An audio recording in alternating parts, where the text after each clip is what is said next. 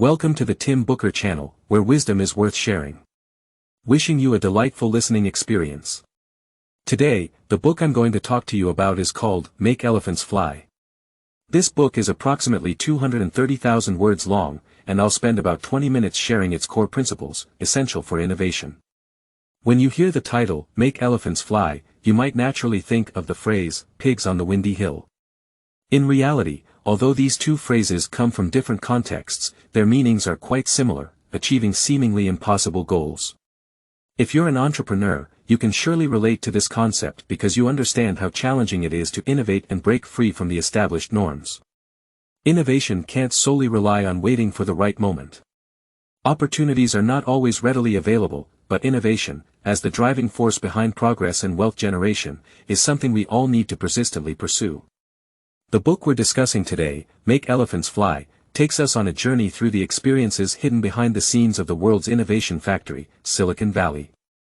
For those who want to change the world through innovation, this book can be considered a practical guide from 0 to 1. What's even more crucial is that the author, Stephen S. Hoffman, frequently travels between China and the United States, gaining a profound understanding of both countries' entrepreneurial markets. It's safe to say that Make Elephants Fly is a tailored entrepreneurial Bible for those in the US and China. Now, who is Stephen S. Hoffman? He's a well-known entrepreneur and investor in Silicon Valley, often referred to as Captain Hoffman by Silicon Valley founders. His personal journey is nothing short of legendary. His father was a professor at MIT, specializing in astronautical rocket science, and his mother was a modern abstract artist. From a young age, Hoffman began directing films and developing software. Throughout his decades-long career, he took on various roles, including investor, programmer, film producer, and game designer, all of which he excelled at. In his own words, "I'm half engineer, half artist." Indeed, only with such a diverse background can one gain unique insights into innovation. In this episode, we'll discuss innovation from 4 angles: finding the direction for innovation, building teams, product design, and creating core competitiveness. Innovation is not solely about technological advancements, as many mistakenly believe. Hoffman argues that technology is just one part of the innovation process, and for many entrepreneurs, it might not even be the most critical part. In this process, learning and imitation are not shameful, they are essential steps in innovation. This idea might be a bit unconventional, but let's remember that throughout history, many inventions were buried for decades before becoming successful products. Edison's light bulb is a prime example. So, while technology plays a role, innovation often hinges on the application of technology in business models, such as Uber and Airbnb. Speaking of successful business models, perhaps the most iconic is Steve Jobs' transformation and innovation at Apple. The components inside an iPhone are usually not produced by Apple, with many coming from third-party suppliers, including competitors like Samsung. However, when Apple's products hit the shelves, they represent a deep understanding of customer needs. In this regard, Apple's innovation lies in user experience design and its app ecosystem, areas that can't be explained solely by technological innovation. To sum up the first principle of innovation, technology is not the sole factor, user experience design, led by design, is crucial. In this process, learning and imitation are not shameful but necessary steps in innovation. So, now that we've clarified the direction of innovation, let's prepare to set sail and gather a team to work together. However, it's essential to note that we should start with a small team because the smaller the team, the smoother the cooperation among team members. In a small team, team members can collaborate in ways that are impossible for a larger group. On the contrary, as the group size grows, people tend to become more cautious. After all, in front of a large group, none of us wants to appear foolish, right? Therefore, when a team exceeds 10 people, its work pace naturally slows down. This makes it challenging for the team to react quickly when faced with innovation, which can be disastrous for a startup team. Amazon's founder, Jeff Bezos, once made a vivid analogy. He said, "If a team can't be fed with 2 pizzas, it's too large. I'm a hearty eater, I can devour half a pizza all by myself. So, a team with 4 people like me is enough." In such an agile team, how should each person's roles be divided? For a startup team, first and foremost, you need someone who can comprehensively understand the business, customers, and the market. This person must be an outstanding team leader and an effective communicator with the outside world. Someone who can promote the team's vision and product globally. This person is the CEO.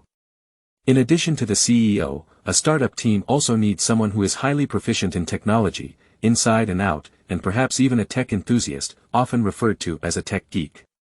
They should be able to use technology to turn your ideas into reality and be willing to roll up their sleeves to do the tedious work, like coding and testing, and so on. This person is what we often refer to as the CTO, the Chief Technology Officer. Furthermore, you might also need a creative design lead.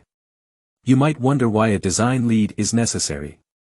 Well, for a successful innovation project, design is often at the core, and even minor design changes can have a significant impact. As mentioned earlier with Apple, the importance of design thinking cannot be underestimated among successful startups. Any good innovation team will typically require a designer at the beginning. For example, the founder of the renowned Silicon Valley Accelerator, 500 Startups, Dr. Mike Lulu, has a favorite saying: every team needs a hacker, a hustler, and a designer. Finally, within the team, having an expert in a specific field can be highly beneficial. The expertise of this individual should align with your specific business needs. We're talking about someone who is a researcher or someone with years of practical experience in that particular field. When you need to achieve breakthroughs in critical technical areas, this expert can provide valuable guidance. So, with these 4 types of individuals, can you conquer everything? Of course not. Your team also needs some social attributes because a solitary entrepreneur can easily get stuck at some point. Without a good communication environment, you can become easily discouraged. This is where you need to foster a culture of open communication within the team. In this regard, the ancient philosopher Socrates is an excellent example. He frequently engaged with the residents of Athens, challenging their thoughts and encouraging them to question everything they did. It was through these questions that his ideas continued to evolve. With the right ideas and team in place, a startup may still face another crucial challenge: money. You might think money means funding, and the more, the better, the earlier, the better, right? Well, not necessarily. On this matter, Captain Hoffman offers a contrary recommendation. He believes that bringing in a large amount of funding too early can be detrimental, as excessive capital can sometimes act as poison. This conclusion is based on his observation and reflection on numerous cases of failed startups. A typical example is a startup called Color. Shortly after its inception, they secured $41 million in funding for a photo-sharing app. For most startup teams, this would be an incredibly exciting number. However, for Color, this money ultimately proved to be their downfall. Why? Because after injecting $41 million in cash, venture capital naturally expected that their business vision could be realized. However, the Color team lost their way under the pressure from all sides. From the CEO to the designer to the technical team, everyone's mindset became impatient. At that very moment, their product wasn't mature yet, and they embarked on a series of misguided directions. After a series of failed pivots, Color eventually sold its assets to Apple at a low price. So, this brings us to the second key point for today, which is about the startup team. In this regard, Captain Hoffman's advice is, once you have an idea and have decided to start a business, begin with a small team of fewer than 5 people and avoid bringing in excessive funding too early. Instead, while waiting for the right moment, stop daydreaming and focus on building a solid foundation. Once you've tackled the direction and people issues, it's time to consider the product. When it comes to building a product, we should love it, but not love it too much. This might sound simple, but it's not easy to do because people's eyes are often blinded by what is considered right. For instance, widely held business beliefs like reducing costs is the key to success, offering bonuses motivates employees to perform better, and assigning responsibility reduces human errors all have fatal flaws. Take the example of the U.S. airline industry. We all know that the ultimate product in the airline industry is the service, and the most significant cost is the cost of human resources. So, those airlines that pay higher wages, like Southwest Airlines, actually perform better than airlines like United Airlines, which significantly cut employee wages. Why is this the case? Because the ultimate deliverers of the service, the product, are people. When you lower employee wages, they become anxious and demotivated, resulting in poorer service for customers. This is unimaginable for an industry with service at its core, like the airline industry. Clarifying these concepts has benefits for product development. It trains your thinking to view products more rationally and dialectically, allowing you to pinpoint your users more accurately. So, when designing a product, it's best to create a list of user needs, then filter which are real needs and which are pseudo-needs. This list is used to eliminate your ingrained thinking. How do you judge? Let's take beauty products as an example. Pay attention to the following statements and the questions raised after each statement. 1. Young girls in their teens want to look prettier. Don't they want to be smarter too?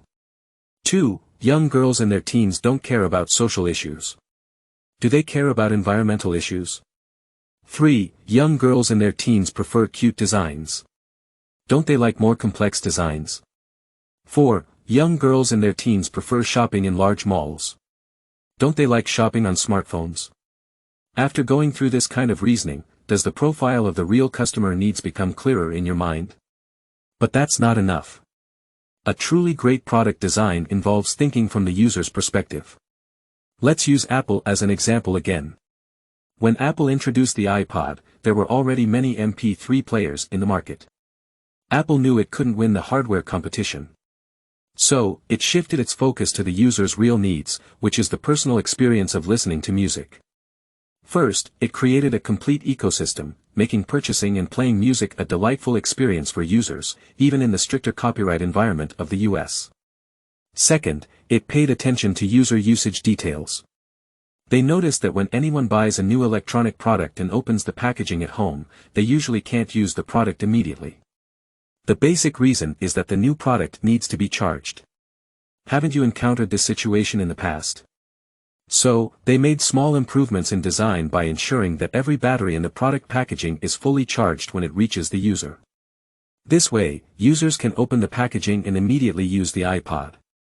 This tiny detail from Apple also triggered a transformation in the entire industry. Today, most high-end consumer electronics manufacturers include fully charged batteries with their products when they leave the factory and pay attention to the overall unboxing experience. It can be said that in meeting real user needs, Apple excels. This concludes the third key point for today. When it comes to products, the book emphasizes that the user experience is crucial, not just functionality. Use more rational and dialectical thinking to approach products, learn to separate real needs from pseudo-needs, and solve the actual problems users face. Finally, let's talk about how to build and maintain your core competitiveness. Here, we'll use the example of the renowned brand, Nike. A few years ago, Nike led the development of a smart fitness bracelet and invested heavily in the process. This wearable electronic device had a high development cost, and they even launched an intense marketing campaign upon its release. However, things didn't go as planned. Despite the initial buzz and flashy advertising, the smart bracelet never really took off. In its market segment, Nike's smart bracelet never exceeded a 10% market share. Eventually, they had to lay off 80% of the hardware team members and stop production of the product. Why did this happen? Primarily because Nike lacked the relevant technical expertise and capabilities to introduce a truly competitive product. While the smart bracelet wasn't entirely outside of Nike's business scope, it was on the periphery of Nike's core competencies. In essence, Nike is still a shoe company, and developing hardware and software isn't their forte, especially in the emerging field of wearables. Their competitors in this market were companies that specialized in hardware and software, and competing in this area was like using your weaknesses against someone else's strengths, or at least, it wasn't their forte. So, let's take another look at how to specifically build core competitiveness.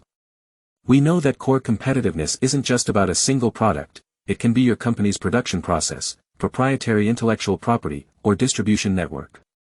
If you can make a certain crucial aspect almost impossible for your competitors to replicate or, even if replicable, requiring significant time and effort, then these can become your core competencies.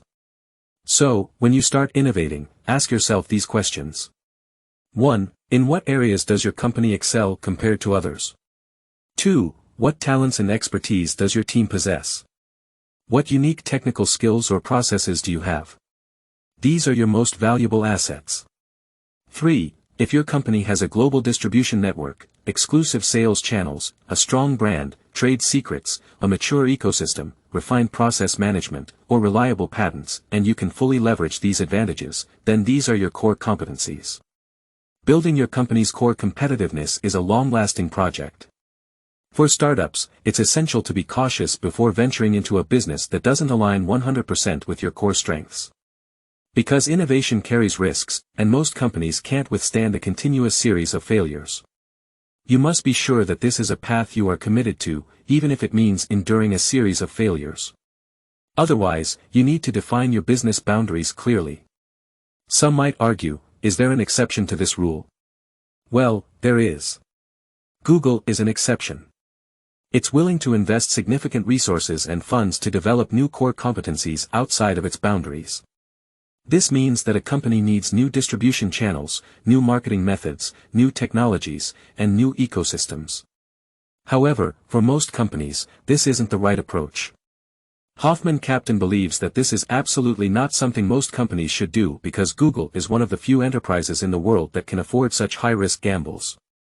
Yes, you heard it right. Innovation outside of your core competency is indeed a high-risk gamble, or rather, innovation itself is a gamble. Looking at Google's history, its innovations beyond the boundaries haven't been easy. Google has undertaken hundreds of projects over the years, from absorbable cancer detection pills to drone delivery services, from energy kites to internet balloons, and most of these projects have failed. So, if you're not Google, it's best to choose innovation within the boundaries of your core competencies or adjacent areas. At least this can help you reduce the cost of trial and error. In this regard, although we mentioned Nike's failure in developing a smart bracelet earlier, Nike has been successful in many other areas it's familiar with. Over the past few decades, it has expanded from running into sports like tennis, basketball, golf, and even skateboarding. What's Nike's secret to success in these areas? Nike has a mature strategy for this. They start with shoes, their area of expertise. First, they establish their leadership position in the target market, then they launch a complete line of clothing endorsed by top athletes in that sport. For example, in golf, they chose Tiger Woods, and in basketball, they chose Michael Jordan. Once they've secured their footing in the market, they gradually introduce sports equipment and accessories related to the target market. This highly successful expansion model has left even major competitors like Reebok far behind when it comes to Nike. So, if you want to replicate this successful model, you should always stay focused and not venture into innovation outside your core competencies haphazardly. So, how can you ensure that your innovation doesn't cross the boundaries? You need to develop a plan. When you and your team come up with initial ideas, you must answer the following questions. 1. What is your core competence? 2. How can you effectively leverage your core competence? 3. What types of products can capitalize on your strengths? 4. Is there a possibility for you to gain an unfair competitive advantage? In which adjacent areas can you expand? 5. What is your innovation plan for the next 5 years? In summary, in this section, we need to be clear that while core competitiveness is crucial, to build it, you first need to have a sober understanding of your products and team and have a clear boundary for your core business. Blind expansion is not advisable. Alright, that's all for today. Let's now summarize what we've discussed today. Firstly, technology is not the sole element of innovation. The most critical factor is user experience, guided primarily by design.